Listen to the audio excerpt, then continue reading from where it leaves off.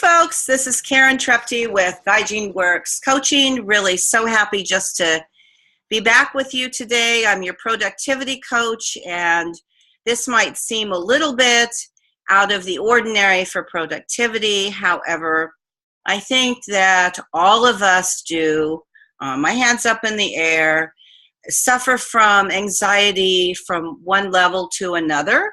I've been very fortunate in my life. My anxiety is pretty well managed, but I know that it is an issue for a lot of people. And I think that just being an entrepreneur actually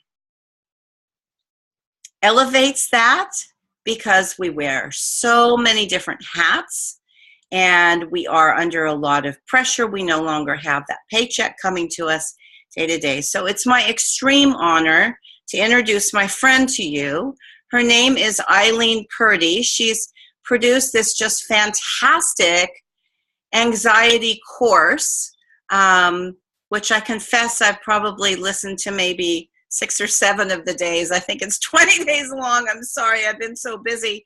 But every single one that I've listened to, I've loved, and I do have it in a special folder. So it is my intention to little by little get through all of them. So without further ado, here's Eileen Perdy. And hi, Eileen. Please tell us about you and your business. Hi, Karen. Thank you for having me here. I look forward to every opportunity to talk about anxiety, especially with entrepreneurs. I have a therapy practice here in Boulder, Colorado, and part of my time I'm working one-on-one with clients, and then part of my time I'm running my online anxiety freedom course. So that's publicizing that, that's adding content, that's extending courses. And then part of my time, actually, I'm also doing public speaking, because education, I think, is a really important part of validating how common anxiety is. So that's what I do here in Boulder. Wow, you have a lot of different hats that you're wearing. Yes. Tell me how you got started becoming a therapist. Tell me how that came into your life. Well, it started 25 years ago when I got my master's in social work and counseling, and was just really drawn towards the counseling profession as a creative way to help people feel better. Over time, I've focused on anxiety because personally I struggled with anxiety for a long time and overcame it, and really figured out some key pieces that are essential for overcoming anxiety for the long term that I really wanted to continue teaching others and helping others learn as well. Anxiety is extremely prevalent. You definitely mentioned that, but it's estimated 14 million adults suffer from anxiety. So and about 2/3 is estimated do not seek treatment, and anxiety is highly treatable. So it's just putting some of these pieces together to really get the word out that if a person does suffer from anxiety, there is help, and there's effective treatments out there. Now, I grew up in Tokyo, Japan, and that's not to say that there wasn't anxiety in Tokyo. In fact, I just came back from working in the Middle East. So there's not to say that there's not anxiety anywhere in the world. But I do have a question for you. I think the Japan examples may be a little different because they're so high pressured, and the Middle East tends to be a little more laid back. But do you think that Western culture has increased the anxiety that we feel over the last 100 years? Well, it definitely seems to be a Western and a developed country epidemic. About 10, 15 years ago, I was in the Peace Corps in West Africa, in Ghana, and traveled around Africa quite a bit. And that's not one of the common feelings that people struggle with, in my experience. But it definitely does seem to be something that is increasing in developed countries, particularly with technology. And of course, every year the studies come out and the next generation is more stressed out than the previous one. And I'm not really sure what the cause is, but it definitely seems to be on the rise. Really? So the next generation is more stressed out. So I don't know my sociology very well, but aren't we just coming off of like a generation of children that have felt more sheltered and feel more comfortable? I remember seeing a PBS thing about feeling more comfortable, staying at home because they have their good relationships with their parents and maybe a teeny bit entitled, or maybe not a teeny bit. But I mean, really? Why would they be more stressed? You know, I'm not really sure, other than the pressures to really make something of oneself and all the different options at which young people have available to them. If they don't have some strategies and some tools managing all those incoming options, I think that could create some anxiety. I think kids at home are going to do okay for a little bit, but the reality is that they do need to go out and work and be productive. And a lot of times, if they have these high expectations and they're not met by skills or practice or experience, there comes a time that anxiety does surface. So I'm not totally sure from a sociological research standpoint, but that's just my thinking about it. So that's really interesting to me, Eileen. I'm glad we're having this conversation because when you talk about options, that makes me think about abundance. That makes me think about choices. Yes, I mean, that really seems counterintuitive, but I can see how that could actually cause some stress if somebody's going just on a very mundane level to the grocery store and they go abroad in another country. There may not be as many options to choose from. In fact, when we were in Qatar, I had to let go of my whole notion of organic food, of I just had to let go of a lot of options because I needed to eat. And basically, I was going in that store and I was looking to see if I could find any fresh vegetables or any fresh fruit because the country is so hot, everything is imported. But when you go to a store in the United States, you could see, and you think you want cereal. I mean, you just think you want cereal, and there could be, I don't know, 30, 40 different choices of cereal, maybe more than that. I shop pretty much at Whole Foods. My roommate calls me a food snob, but that's okay. I accept the label. But yeah, so options. I mean, that's really an interesting concept with abundance, how that can be counterintuitive. Yes, but the brain really strives for certainty. And so I think that's a piece of things. When there's so many options, the brain has a harder time just feeling the sureness of the direction that you're going to go in. I think market researchers show that the fewer options people are presented, the more likely actually they are even to purchase. And so that might be a piece of things to help sort of funnel away the distractions or the choices. So this hour is all about, or this session, however long we go, is all about you. But if you'll allow me, it just popped in my mind about productivity, how I teach my clients to choose their values first. That's always the underpinning. But then from there to come up with 3 priorities for the next day and to really have those written down well before the night before. Well before the night comes so that they can sleep well. And then to look at those same 3 priorities first thing in the morning and then get started. So I guess in a sense that is also limiting the options, because yes, as an entrepreneur, I mean, we could do 100 different things. Oh, I think that's excellent. I think it also provides a calming effect on the brain that you know what you're going to do, and it's limited and it seems manageable. So I think that's excellent. Well, that's really great to know. So, okay, I'm going to keep that in mind. I learn from you all the time, but I'm really going to keep that in mind, because I think part of what my brain does is, well, I'm a rebel. I'm a rebel at heart. I grew up in the 60s, grew up with a hippie generation. So I don't like being hemmed in. And I know a lot of my friends who are in the entrepreneur world don't like being hemmed in too. So they often resist this idea of a schedule. And it's a challenge sometimes to communicate that really that schedule gives us freedom.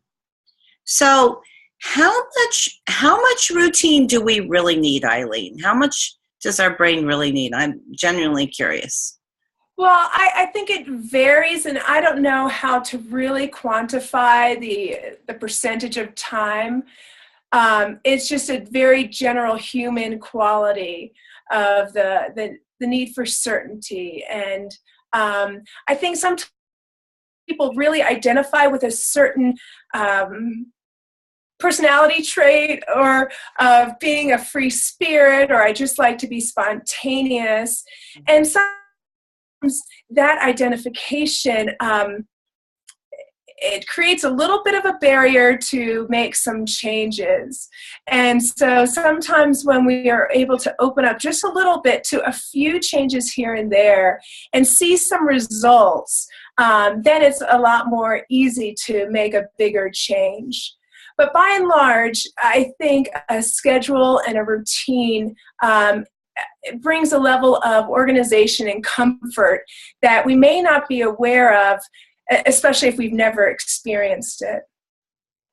Interesting. So do you mind sharing with us what level of schedule and routine you have in your life? I mean, you have so many businesses, I can hardly imagine you not having a pretty firm one, but please tell us.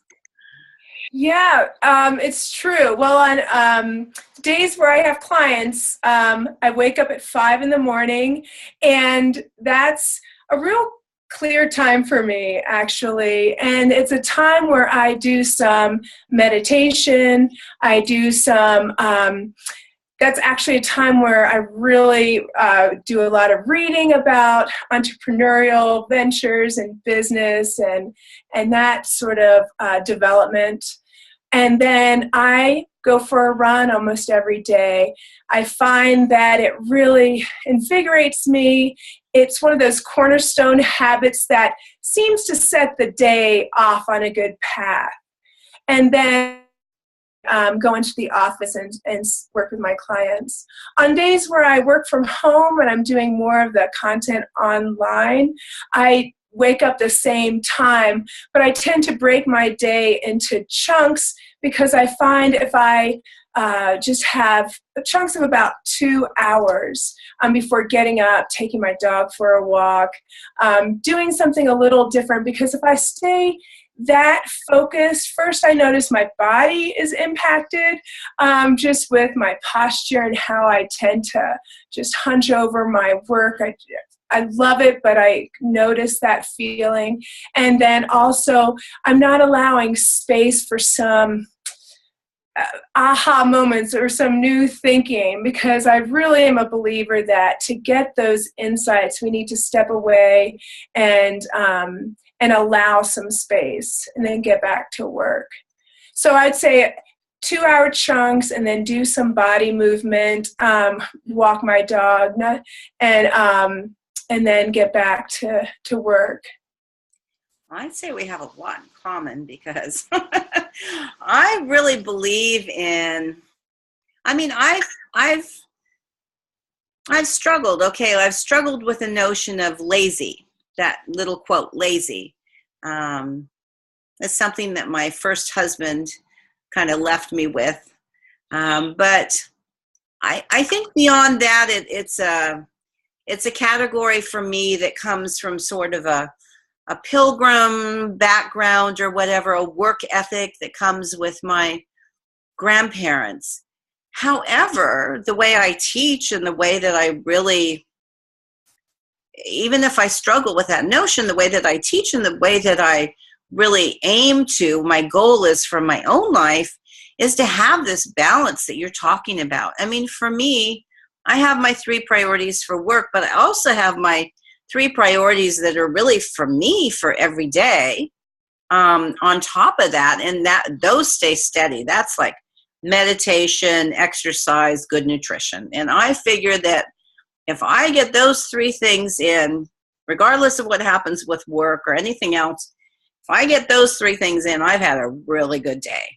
I don't always get them in, but I also totally agree with you. I mean, to me, to meditate an hour a day, that's my goal. And again, it doesn't always happen, but that's my goal. But honestly, Eileen, that is when, and I've written blog posts about this, this is when I'm not even thinking about work. I'm not like praying for ideas or, anything like that. But I have had at least 3 instances where all of a sudden I meditate and then I have like 10 blog ideas just pop into my head. And I always have my phone or a piece of paper. I have paper too and pen right next to me, and I will stop my meditation and I will just like, thank you, universe or God, whatever people want to say, but I will write all those ideas down. And so in terms of productivity, I think that taking breaks like that, and I've had the same thing happen when I'm at the gym. I'm not a runner, but at the gym on a treadmill or elliptical machine, and all of a sudden something just pops in. So I think it's extremely effective to take breaks. Yeah, I think that sounds great. I love the paper by the your meditation place because we get those on paper and then we can go back to what we're doing or not. But I have also had some insights during just times of calm and reflection and peace. I was also thinking sometimes we get trapped into misappropriating worrying for active problem solving or ruminating or looping thoughts in our mind. And I know I've been guilty of this because I'm a super creative person. I love spending time in my head and just mulling things around. And that's great. But I came across this this blog post that had the top 5 worry myths. And as I was reading these myths, I realized that I often confuse doing some of these things for creativity, for problem solving, for avoiding problems in the future, or thinking of solutions. And it just kept those thoughts going on in my mind. So I think sometimes we get really attached to those, and it feels like taking a break means we're being lazy, or we're letting down our work, or we're stopping, when actually it's inserting a really valuable pause so that we can get off that auto track and have some room to see things differently or approach things from a different way. So these worry myths are interesting because they point to the fact that often worrying serves a purpose. So we have a thought in our mind that we need to get X, Y, and Z done. And we keep thinking of that and feel as if we're then keeping it at the fore. But actually, after a few times, if we're not taking positive action on that or writing that down on our to-do list, then we're actually working against ourselves by continuing to think we need to do X, Y, and Z and worrying about it. So what I teach my clients is the thoughts, whether it be worrying or anxiety or fear, they're designed for a reason. Look at them, see if you can take positive action towards them at the moment. If you can, do it. If not, that should be the last time you have that thought. The next time you have that thought, your brain's getting stuck. And I call them false alarms because they're initially trying to signal something really important. If we take them as that face value, then that's perfect. That's the design loop. If not, they turn into something else. And it often ends up being counterproductive. And then the far end of the spectrum, it just becomes really harmful. So if we can label them after we have them a few times and either take action or not, and then turn our attention to something else, then we do start to train ourselves out of that autopilot connection of just ruminating, looping thoughts. I think this is so important. So can you please tell our audience, like maybe step 1, step 2, step 3, if we start to loop those thoughts? I've certainly been there many times. I mean, life presents challenges, so we need solutions. And what would our steps be to get out of that? Well, I think first is acknowledging that the continuation of thinking about a particular problem doesn't lead to the solution. Okay. So number 1, just say to ourselves, that's it. That's enough of that thought. We've already determined it's out of our control, or we don't have a solution right now. Is that accurate? Yes. Okay. Now that could be unsettling because we may feel irresponsible, or as if we've given up, or this feels really like a woo-woo way of approaching a problem. But research backs us up on this, that it's not. It's actually very important to do, to acknowledge that right now, this thought is signaling a problem that I either take positive action on or I table it. And then the next time that thought enters your mind, you have this awareness of the thought coming back, and you just gently label it a false alarm. Tell your brain, thank you. I got the message the first time. There's nothing I can do. This is all in your head. There's nothing I can do, but thanks for the message. And then you turn your attention to whatever you're doing, whether you're working, you're driving, you're cooking, you're washing your hair, whatever it is. When those looping thoughts come up, you then really try to interrupt that connection, because the brain tends to get stuck, and it's a habit most people get into, which is why it's so hopeful that we can change, because these are just thought patterns that we've gotten into the habit of doing and behaviors we've gotten into the habit of. So first, being aware that by looping our thoughts, we're not actively problem solving. So I have a story to go with that. It's a short story, but comes up for me very personally. I mean, we just had my mom, who had Alzheimer's, in our home. She's now passed away. But certainly, I mean, that was a situation where and I'm very involved in holistic health. I have been for the last 40 years. We tried everything, and honestly, it didn't work. But yeah, I want to attach this thought, because what you're saying is so valuable. I want to really attach this to people's brains. It doesn't have to be a parent, an elderly parent, but I want you, audience, to think about right now, like, well, what is one of those thoughts that you're thinking that's getting you stuck like this? And then listen to Eileen. Okay, so that's step 1. We can't control it. And the second time it comes in, which it'll come in probably 100 times. Yes. It's a false alarm. Just keep telling ourselves, it's a false alarm. We've done the best we can. It's a false alarm. Okay. And then what? And then turning your attention onto the here and the now. Actually, whenever we can be in the moment, in the present, we are interrupting the ability for our thoughts to drag us into future fearful thoughts or impending doom or the worst case scenario. And we're also working to safeguard ourselves from being pulled into the past, which often feels or is connected with depression or sadness or should've, would've, could'ves.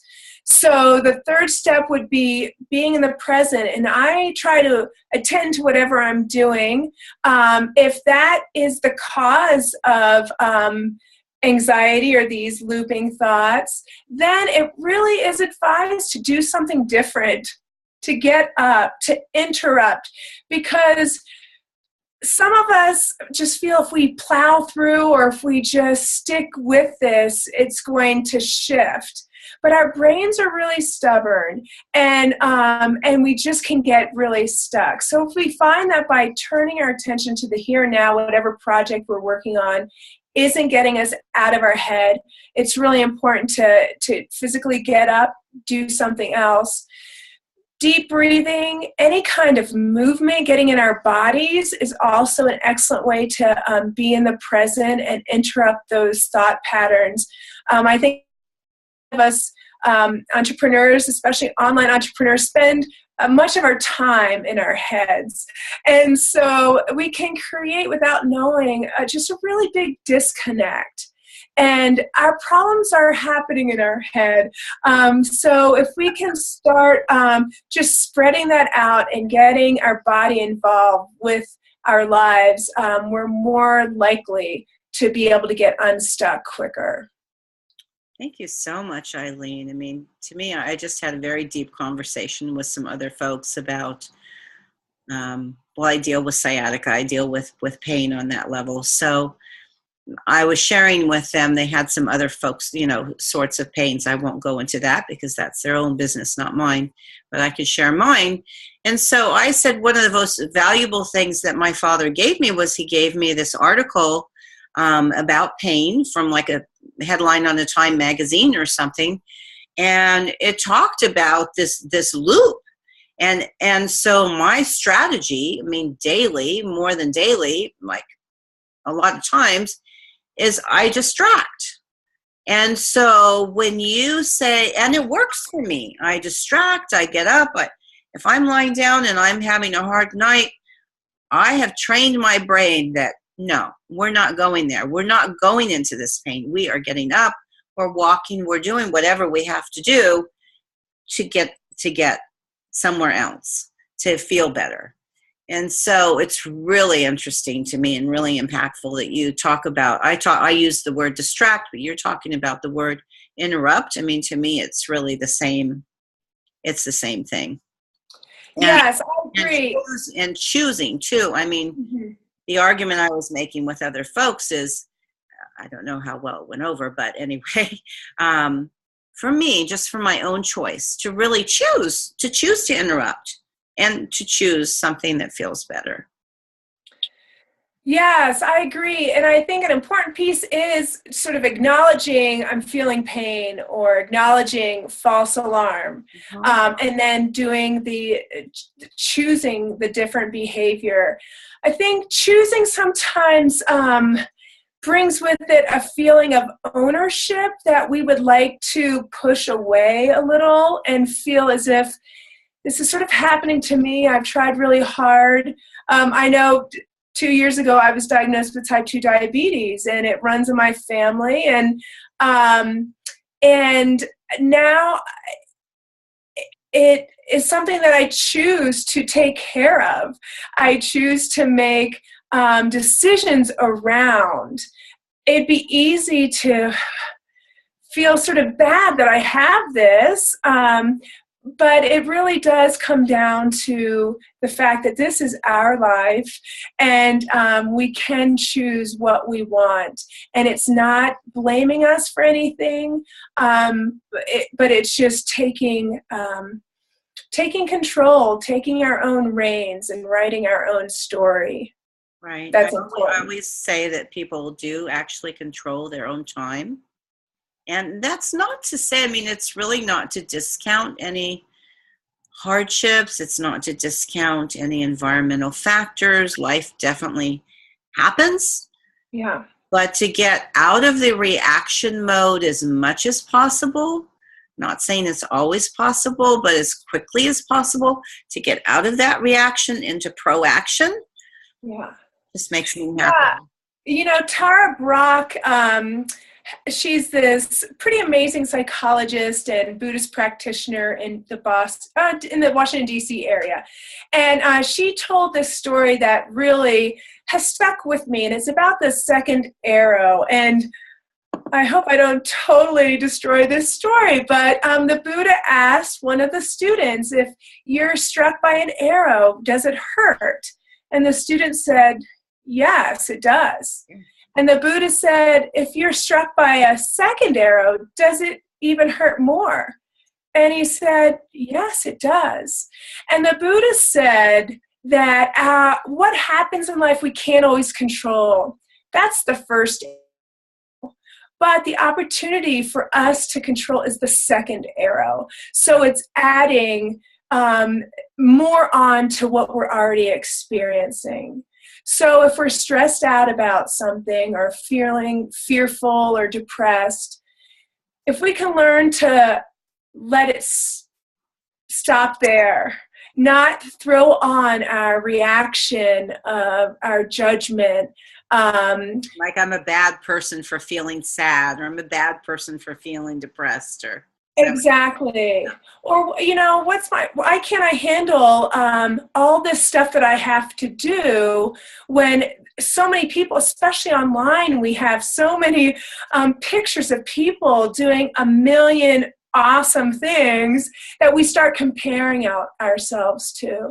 So I've started thinking of it in terms of the second arrow. And so when things come my way, I really try to stop with that first arrow and then try to use some other tools, turn my attention, work on something else, and not glob on more. That's really going to just be more injurious than helpful.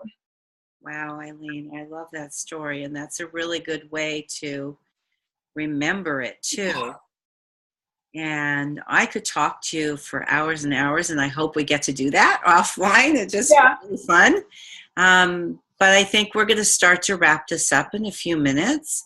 So I want to give you lots of minutes to say whatever you want to say. Are there some messages that you want our audience to hear? And then definitely we've got to know, maybe you can spell out we'll put this all under the video, but even still, who knows where people are listening to this from. So spell out your name and your website and what you offer and that kind of thing. That sounds great. I think one of the biggest things that I'd like to end on, and research backs me up on this, but self-compassion is the most healing, productive, wonderful thing we can work towards. Wow. And so I've tried to adopt that more than self-esteem, more than confidence, more than taking another online course to build skills. Working on an understanding and a kindness towards oneself is going to go exponentially farther than anything else we can do. So that's just one big thing to end with. Also, my website, eileenperdy.com, lists my online anxiety courses, and I would really encourage people to go there and look at them because they offer a really convenient, comprehensive, yet compact way to look at some of these main ideas behind anxiety or chronic worry, and can be very helpful. And then I'm working on a virtual summit to help women overcome anxiety that is going to actually be in October. But that's another thing people can find out about online at eileenperdy.com. Excellent, Eileen. I mean, yes, so many similar. I was just on a radio show recently, and the gal asked me what's the one thing that I recommended, and I said kindness. So I love that about self-compassion. And I should have asked you this offline, but I'm going to risk asking you online because I thought your price was so reasonable for your anxiety course. You don't have, there's no pressure, you don't have to mention it, but do you feel comfortable telling people how much that is? Sure. Now it's $49 for a 4-week online program with daily strategies and tools and 4 in-depth videos about anxiety, how it works with our mind, our body, self-compassion, and then dealing with setbacks.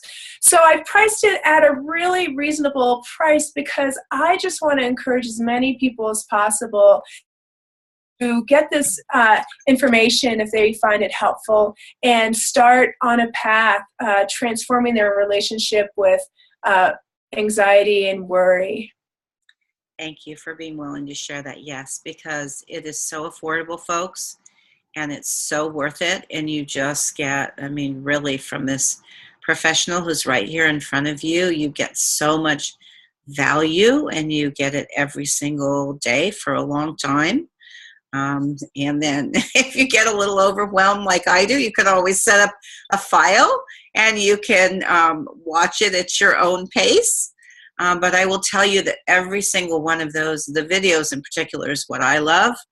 And that's not every single day a video, but anyway, you get information every day, and those videos are just valuable. I think just to keep them, to have them in your back pocket. I encourage you to invest in yourself that way. So I don't always say this on these interviews, but I really do encourage you to invest that way. So, okay, well, thank you, Eileen. It's been such a pleasure having you. And folks, this is Karen Trepty of Guiding Works Coaching, your productivity coach, and just sending you tons of light and love and wishing you a very happy day today. So we'll talk to you later. Bye for now.